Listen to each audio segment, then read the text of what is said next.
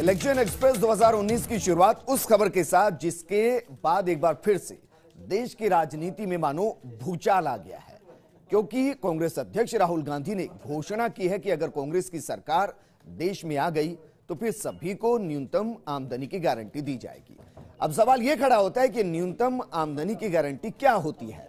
इसके जरिए सरकार क्या जनता के खातों में हर महीने न्यूनतम निर्धारित पैसा जमा कराएगी?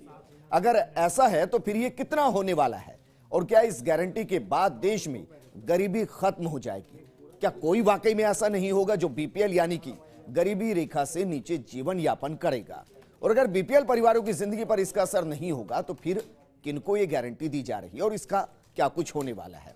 ये रिपोर्ट देखिए, क्योंकि लोकसभा को सियासी दिवाली मान लिया गया है और फिर वादों की सेल लगी है। अब सेल क्या क्या है, ये रिपोर्ट देखिए।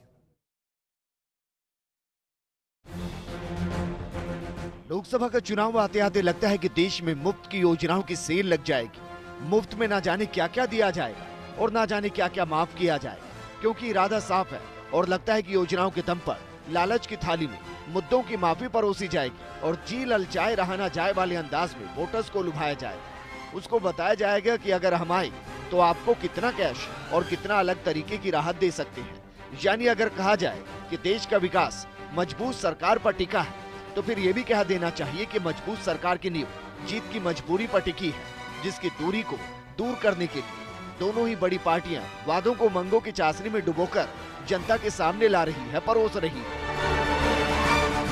हमने निर्णय ले लिया है कि हिंदुस्तान के हर गरीब व्यक्ति को 2019 के बाद कांग्रेस पार्टी वाली सरकार गारंटी करके न्यूनतम आमदनी देने जा रही है।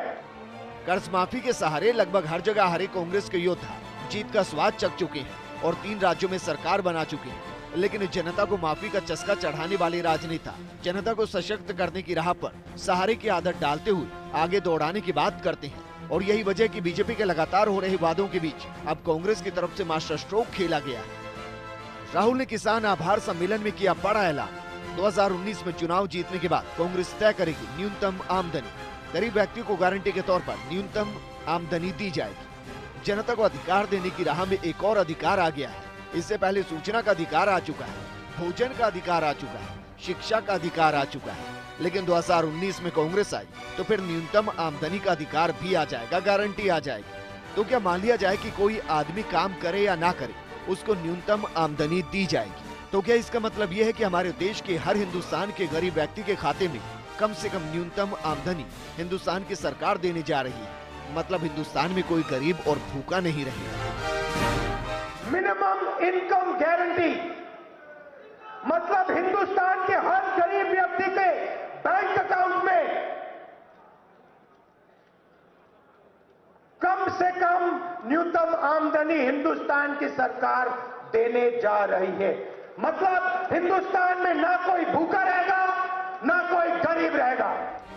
अब जरा इसका मतलब समझिए कि न्यूनतम आमदनी क्या होगी, क्योंकि हमारे देश में शहरों में 965 रुपए प्रति माह कमाने वाला गरीब नहीं है, वहीं गाँव में 781 रुपए प्रति माह कमाने वाला भी गरीब नहीं है। यानी शहरों में 32 रुपए और गाँव में 26 रुपए प्रतिदिन कमाने वाला गरीब नहीं है। अब इसके आधार पर अगर मान लिया जाए तो क्या ये माना जाए कि शहरों में अगर सरकार हर किसी के खाते में प्रति माह 965 या इससे ज्यादा रुपए न्यूनतम आमदनी के तौर पर और गांव में 781 या इससे ज्यादा रुपए प्रति माह न्यूनतम आमदनी के तौर पर खातों में डाल देती है, तो क्या देश में कोई भी गरीबी रेखा से नीचे नहीं होगा? और क्या उनको मिलने वाली तमाम सुविधाओं को छीन लिया जाएगा? ये सवाल इसलिए क्योंकि अगर इससे कम न्यूनतम आमदनी दी जाती है या निर्धारित की जाती है तो वो किसी के किसी काम की नहीं, और अगर इससे ज्यादा दी जाती है तो फिर क्या वो गरीबी रेखा के निर्धारण के बीच में आ जाएगी?